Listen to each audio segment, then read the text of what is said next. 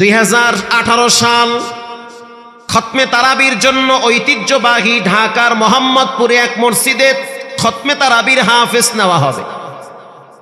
তারাবির আমেজ শুরু হয়ে গেছি। বিশাল এক মসজিদের 2 জন হাফেজ নেওয়া হবে।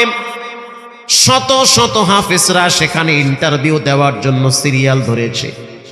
সেই ইন্টারভিউ বোর্ডের ভিতরে আমিও ছিলাম।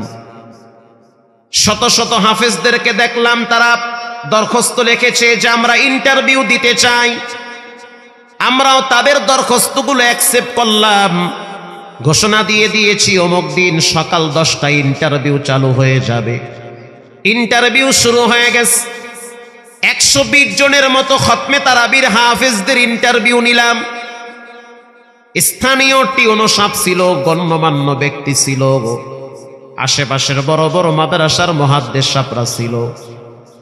এবার ঘোষণা হয়ে গেছে আগামী জুমার দিন যেই 2 জনকে আমরা নিব তাদের ব্যাপারে ঘোষণা দেওয়া হবে। জুমার দিন জোহরের জুমার নামাজের পর আমরা বসে আছি যে কার নাম ঘোষণা দেওয়া যায়, কোন 2 জন হাফেজ এবছর খতমে তারাবিতে নিয়োগ হয়েছে। সবার নাম্বারগুলো আমরা দেখতেছি, কাকে এবার মসজিদে নেওয়া লাগবে। ইন দি মিন টাইমে বাহিরে মসজিদের বারান্দার সামনে কে যেন দরওয়াজায় নক করতেছে। মুয়াজ্জিন সাহেব চলে গেল বাহিরে। জানলা খুইলা দেখতে আছে ছোট্ট 2টা বাচ্চা বাহিরে দাঁড়াইয়া বলতে আছে দরজা খুইলা দাও, আমরা 2 জনে আসছি খতমে তারাবির ইন্টারভিউ দেওয়ার জন্য। মুয়াজ্জিন সাহেব একবার পায়ের দিকে তাকায় আর একবার চেহারার দিকে তাকায়, কারণ কথার সাথে বাস্তবতা মিলতেছে না। বয়স একেবারেই কম। এই 2 জনের সিনার ভিতরে কিভাবে এত বড় এক সমুদ্রের মতো কোরআন জমা থাকে! আল্লাহু আকবার। স্পষ্ট জানিয়ে দেওয়া হইল তারাবির ইন্টারভিউ নেওয়া হয়ে গেছে, এখন আর নতুন নেওয়া হবে না, চলে যাও বাড়িতে। এবার 2টা বাচ্চা বলতে আছে আসতে আমাদের দেরি হইছে, তারা দিয়েন না, এটা আল্লাহর ঘর। আল্লাহর ঘর থেকে যদি তাড়িয়ে দেন আমরা কোথায় যাব? বুঝতে পারি নাই যে গত জুমায় ইন্টারভিউ হয়ে গেছে। ভিতর থেকে ইমাম সাহেব বলতে আছে বাহিরে কে চিল্লাচিল্লি করে। বাচ্চা 2টার কথা ইমাম সাহেবের কানে পৌঁছায় দেওয়া হয়। ইমাম সাহেব বলতে আছে স্পষ্ট জানিয়ে দাও ইন্টারভিউ নেওয়া হয়ে গেছে। পাশে একজন বড় আলেম ছিল, তিনি বলতে আছে যেহেতু ভিতরে আল্লাহর কোরআন জমা আছে, সম্মান এদের আল্লাহ বাড়ায়া দিছে, অতএব তাদেরকে ভিতরে ঢুকতে দাও। ব্যক্তির সম্মান না, এটা হলো কোরআনের সম্মান। আল্লাহু আকবার। আসতে বলো ভিতরে। বাচ্চা 2টা দেখলাম উজু কইরা সুন্দর করে ভিতরে ঢুকলো। 2 জনের চেহারা একই রকম লাগে। আশ্চর্য হয়ে গেলাম, চেহারার ডিজাইন তো একই রকম। আমরা একজনে প্রশ্ন করলাম তোমার নাম কি? বলে আমার নাম হলো মুআজ। আল্লাহু আকবার। তোমার নাম কি? বলে আমার নাম হলো তালহা। নাম 2টা শোনার পরে ভালো লাগছে, কারণ সাহাবীদের নামের সাথে নাম 2টা মিলে গেছে। এবার ইমাম সাহেব বিনয়ের সহিত বলল তারাবির ইন্টারভিউ হয়ে গেছে, এখন আর ইন্টারভিউ হবে না। বাচ্চা 2টা বলল আমরা তো আসতে একটু দেরি করছি, কারণ এখানে আসার জন্য তো টাকা পয়সা লাগবে, কারণ রাস্তায় তো ভাড়া টাকাটাও দরকার। আমাদের 2 জনের বাবা একজন, তার মানে আমরা 2 জন আপস যমজ ভাই। একই মায়ের পেট থেকে আমরা 2টা ভাই দুনিয়াতে আসছি। আল্লাহর কি অনুগ্রহ দয়া, আল্লাহ পাক আমাদের 2টা ভাইয়ের সিনার ভিতরে 30 পারা কোরআন জমা করে দিয়েছে। একজনে বলল যে তাহলে একটু তেলাওয়াত করো, পড়াটা শুনি, একটু পড়ো, তেলাওয়াত করো, পড়াটা শুনি। একটা বাচ্চা বলতে আছে পড়লে তো আর নিবেন না, আপনারা প্রশ্ন করেন আমরা জবাব দিব। এটা শোনার পরে আমাদের হাত পাও ঠান্ডা হয়ে গেছে। জীবনে কত হাফেজ দেখলাম, এমন হাফেজ দেখি নাই যে বলতে পারে আপনারা প্রশ্ন করেন আমরা জবাব দিব। টিউনো সাহেব বলতে আছে একটু তেলাওয়াত কইরা শোনাও। ছোট বাচ্চাটা সূরা তাহা তেলাওয়াত শুরু করে দিল। তাহা মা আলাইকাল কুরআন লিতাশকা। তেলাওয়াত যখন শুরু করলো তাকায় দেখলাম টিয়নো সাহেবের চোখের পানি বায়া বায়া পড়তেছে। স্যার আপনি কেন কাঁদেন? বলে বাইতুল্লাহ দাঁড়াইয়া যেই পড়া শুনছি ওই পড়াটা মনে হয় এখন শুনতেছি। এবার আমরা প্রশ্ন করলাম, যেখানে প্রশ্ন করি পৃষ্ঠা ঠেকায়া দেয়, কোথাও আটকাইতে পারি না। চিন্তা করে দেখলাম সবার ভিতরে পড়ার মানের দিক থেকে এই দুইটা ছেলে ফার্স্ট ক্লাস। সবাই বুদ্ধি দিল, তাহলে একটা কাজ করি, কোনো দিকে তাকানো দরকার নাই। মোতাল্লি সাহেব তার মাজায় ব্যথা, চেহারে বসেছিল, ওখান থেকে ওইটা বাচ্চা দুইটারে বুকে জড়ায় ধইরা বলতে আছে, আয় আয়, আর কোন হাফিজ দেখতে চাই না, তোমাদেরকে এবছর খতমে তারাবির জন্য নিয়োগ দিয়া দিলাম। তারাবি শুরু হয়ে গেল 17ই রমজান। বাহিরে হাজার হাজার মানুষ দাঁড়ায় দাঁড়ায় নামাজ পড়ে, এমনকি পুলিশকেও দেখেছি রাস্তার উপরে গামছা বিছায়া নামাজে দাঁড়ায় রইছে। হিন্দু মহিলারাও পর্যন্ত মসজিদের পিছনে দাঁড়ায় দাঁড়ায় কোরআন তেলাওয়াত শুনেছে। 17ই রমজান বদর দিবস, এদের পড়াগুলা এত মানুষদের হৃদয় কেড়েছে।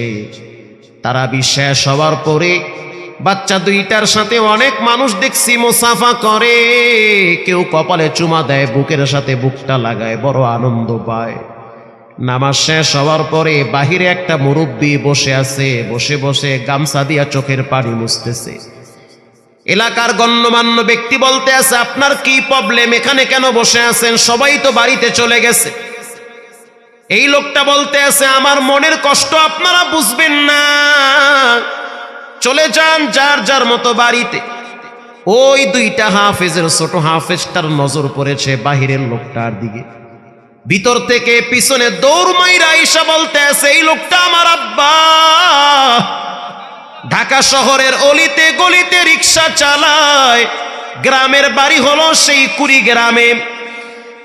এলাকার মানুষজন তাকে খুব সম্মান করে ভিতরে নিয়ে গেল। আপনি আরো আগে কেন আসেন নাই?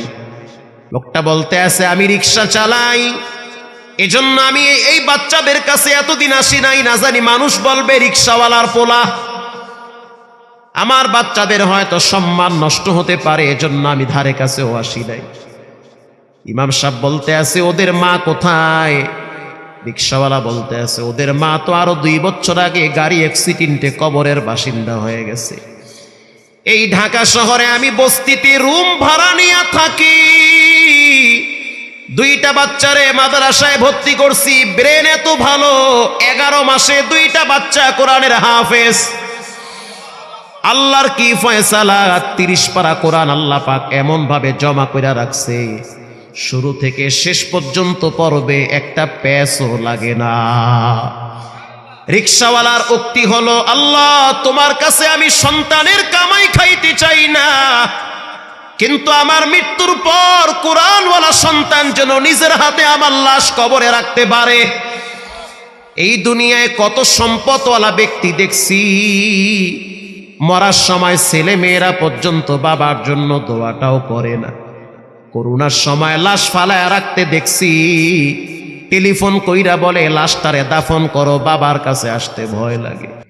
এটার নামই দুনিয়া, কেউ কারো না, কেউ কারো না, একমাত্র একজনই আপনার আপন। জোরে বলেন, তিনি হলেন কে? ওরে যুবক ভাই, ও মুরব্বী বাবা, এলাকার মানুষ, পাক্কা নিয়ত করে নেন, তওবা করে নেন, জীবনে কোনোদিন নামাজ ছাড়বো না, জীবনে কোনোদিন হারাম খাবো না, জীবনে কোনোদিন মদ পান করব না। জিনা আইনান নাজর, চোখের জিনা সবচেয়ে বড় জিনা। চোখ দিয়া দেখে, দিলে দিলে পরিকল্পনা করে, এরপরে অঙ্গ প্রত্যঙ্গ ব্যবহার হয়। এজন্য চোখ থেকে নিজেকে বাঁচান, চোখের গুনাহ থেকে নিজেকে সেভ করেন। চোখের গুনাহ মারাত্মক গুনাহ, কিয়ামতের ময়দানে চোখের ভিতরে গরম সীসা ঢেলে দিবেন কে? মোবাইলের নেশা মারাত্মক নেশা, চাইলেও তো ভালো জিনিস সামনে আসে না, খারাপ জিনিস আসে। এরপরে 5 ওয়াক্ত নামাজ জামাত সহকারে আদায় করতে না পারলে কি জান্নাতে প্রবেশ করা যাবে? এত প্রশ্ন দিলে তো ফজর হয়ে যাবে। আরে ভাই, আপনি জামাত কেন ছাড়বেন? জামাত ছাড়া তো মুনাফিকি লক্ষণ। জামাত ছাড়া কি লক্ষণ? মুনাফিকি লক্ষণ। আপনি কেন জামাত ছাড়বেন? জামাতের সহিত নামাজ আদায় করতে হবে। এখন জম্মের বৃষ্টি নামছে, আপনি আইতে পারতে আছেন না, ইসলাম বলে আশা লাগবে না, ঘরে নামাজ পড়ো। কথা কি বুঝাইতে পারছি? এমন বৃষ্টি, রাস্তায় নামতে পারতেছেন না। এক।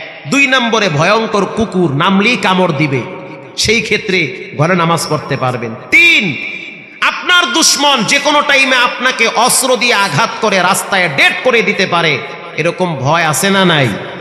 মাঝে মাঝে থাকে। তো এটাও যদি অনুভব হয়, সেই ক্ষেত্রে আপনি ঘরে নামাজ আদায় করতে পারবেন। আরেকটি ভয়, সেটা হলো আপনি মুরব্বী মানুষ, হাঁটতে পারেন না, কষ্ট হয়, শ্বাস বেড়ে যায়, অসুস্থ, মসজিদে আসতে পারতেছেন না। আগে এক সময় আসছেন, এখন আসতে পারেন না। রাসূলুল্লাহ বলেন, ঘরে বৈশা নামাজ পড়লেও মসজিদে আসার নেকি আমল নামায় জমা হবে।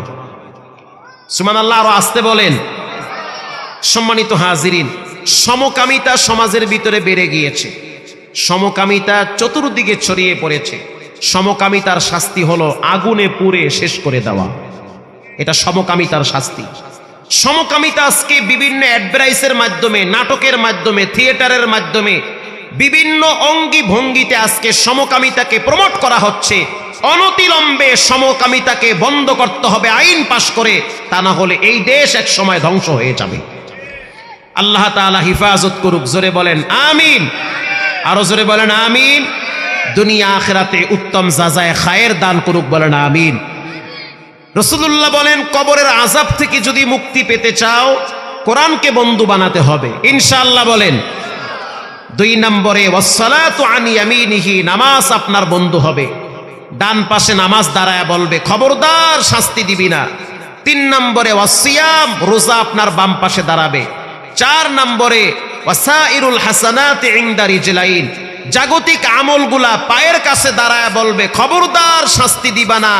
সাদাকার সওয়াব, মানুষের সাথে ভালো আচরণের সওয়াব, রাস্তায় বিষাক্ত পাথর পড়ে আছে, সরায়া দিছে, ভালো কাজ, এগুলোর নেকি জমা হতে হতে আল্লাহ তাআলা কবরে বন্ধু আকারে পায়ের কিনারায় দাঁড় করায়া দিবে।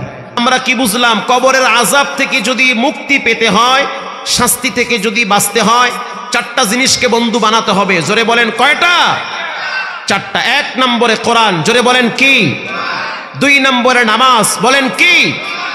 শীতের দিন নামাজ পড়তে কি মজা লাগে না কষ্ট লাগে? কষ্ট লাগে না? মানে যারা পড়ে না হেরা জোরে কয় কষ্ট লাগে। ঠিক আছে না? ঠিক কথা তো। রাসূলুল্লাহ বলেছেন,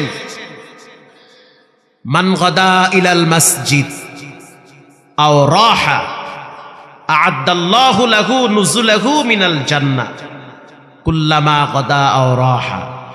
যে ব্যক্তি সকালে আর সন্ধ্যায়, অর্থাৎ ফজর আর এশায় মসজিদে গিয়ে নামাজ আদায় করে, আল্লাহর রাসূল বলেন, কিয়ামতের ময়দানে জান্নাতে আল্লাহ তাআলা নিজ হাতে তাকে মেহমানদারি করাবে। সুবহানাল্লাহটা যেমনে কইছেন ভাল লাগলো না? আরো জোরে বলেন সুবহানাল্লাহ। যে ব্যক্তি সকাল আর সন্ধ্যায় মসজিদে আসা যাওয়া করবে, আসা যাওয়া মানে কি আর জোরে জোতালায় দৌড় মারবে না, সে নামাজ আদায় করবে। মান সাল্লাল বারদাইনা দাখালাল জান্নাহ, 2 ঠান্ডার নামাজ এশা আর ফজর, অনেক কষ্ট লাগে, তারপরেও পড়তে হবে। আদায় করবেন তো ইনশাআল্লাহ? যত কষ্ট হোক, নামাজ নিয়ে কোনো আপোষ নাই। আমরা যথাসময়ে নামাজ আদায় করব। আল্লাহ তাআলা আমাদের সকলকে কোরআনের বন্ধু হিসেবে কবুল করুক। আমাকে ভাই বলেছে, আপনাকে 9টার সময় দিব, চলে আসেন। আমি দুপুরের খানাও খাইতে পারি নাই, কোনো মতে সুন্নত কইরাই হাজার হাজার জুমার মুসল্লি ঠেইলা তাড়াতাড়ি আমি গাড়ি টান দিছি, আইসা পড়ছি 9টার আগে। আমি টাইমের প্রতি খুব গুরুত্ব, কিন্তু আমার উড়াইছে 10:30টায়। যাই হোক, আলহামদুলিল্লাহ, আপনারা দীর্ঘ সময় ধৈর্যের সহিত এখানে বসেছিলেন। আল্লাহ আপনাদেরকে জাযায়ে খায়ের দান করুক, বলেন আমিন। দুনিয়া আখিরাতে উত্তম মর্যাদা দান করুক, বলেন আমিন। ইজ্জতের জিন্দেগি দান করুক, বলেন আমিন। সুবহানাল্লাহি ওয়া বিহামদিহি, সুবহানাল্লাহ।